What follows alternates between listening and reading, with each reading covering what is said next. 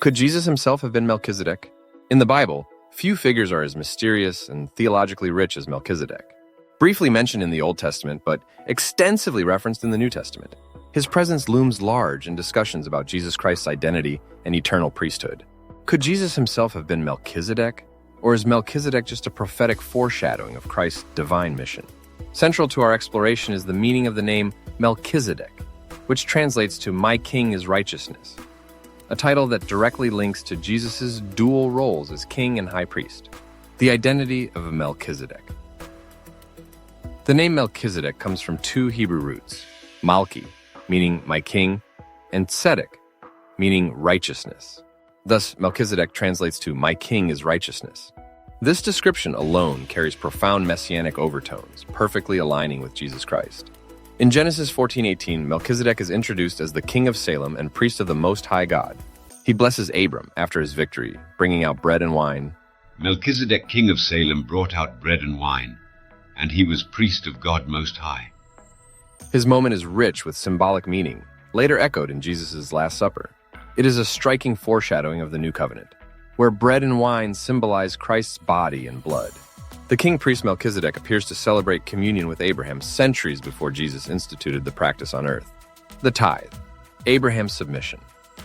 It's also important to note that Abraham paid Melchizedek a tithe, a tenth of all he had gained in battle, Genesis 14:20.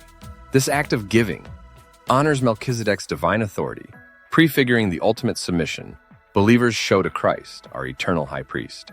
Blessed be God Most High, who has delivered your enemies into your hand. Then Abram gave him a tenth of everything. In this moment, Melchizedek's superiority is evident, pointing to Christ's eternal priesthood, where believers acknowledge Jesus' ultimate authority and offer their lives to him as an act of worship. Melchizedek, the king of Salem, and Jesus. Another significant connection is that Melchizedek is called the King of Salem, a title meaning King of Peace, and Salem is thought to be the original name of the city later called Jerusalem. This is no coincidence, as Revelation reveals Jesus will one day reign as the eternal king and priest from the New Jerusalem.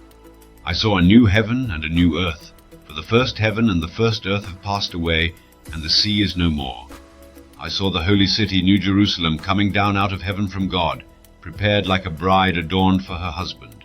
I heard a loud voice out of heaven saying, "Behold, God's dwelling is with people, and he will dwell with them, and they will be his people, and God himself will be with them as their God."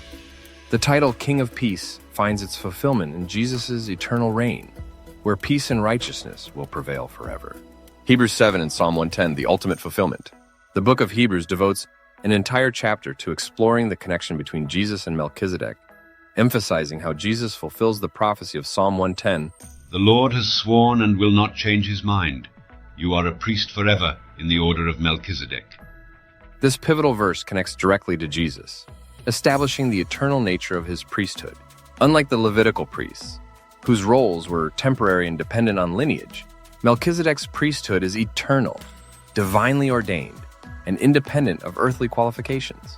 Hebrews reveals that eternal priesthood. Hebrews 7:3 describes Melchizedek as without father or mother, without genealogy, without beginning of days or end of life. And this description emphasizes his eternal priesthood, which foreshadows Jesus' divine, unending role as the eternal high priest. A priesthood beyond the law, Hebrews 7:12 highlights a change in the law as Jesus' priesthood operates outside the Levitical system.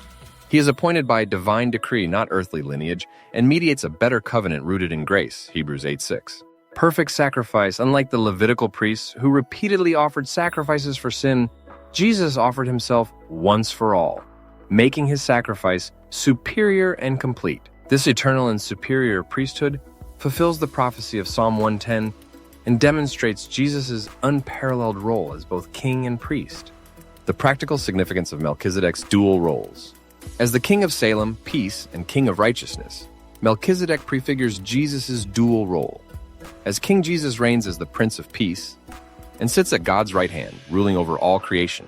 As priest, Jesus mediates the new covenant, offering his own body and blood for the salvation of humanity. In John 8:56, Jesus alludes to this connection when he says, Your father Abraham rejoiced to see my day, and he saw it and was glad. This statement not only affirms his eternal existence, but also ties back to his interaction with Abraham through Melchizedek. The covenant beyond the law. Psalm 110 emphasizes a priesthood rooted in divine grace and eternal purpose. This order of Melchizedek introduces a covenant beyond the Mosaic law, one that Jesus fulfills through his perfect sacrifice. This covenant assures believers of salvation and a relationship with God that transcends earthly systems and rituals. Question to ponder: are we as followers of Jesus also priests in the order of Melchizedek?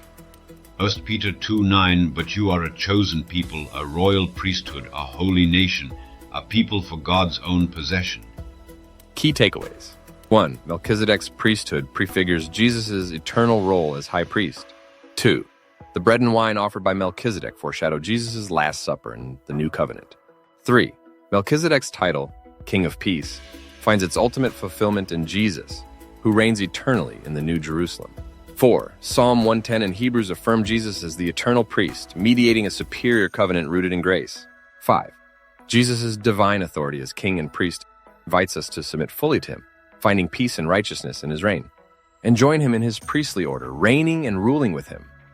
Conclusion. Melchizedek's mysterious role in Scripture foreshadows Jesus' mission as both king and high priest. His name, meaning "my king is righteousness," encapsulates Jesus' identity as the perfect, sinless ruler.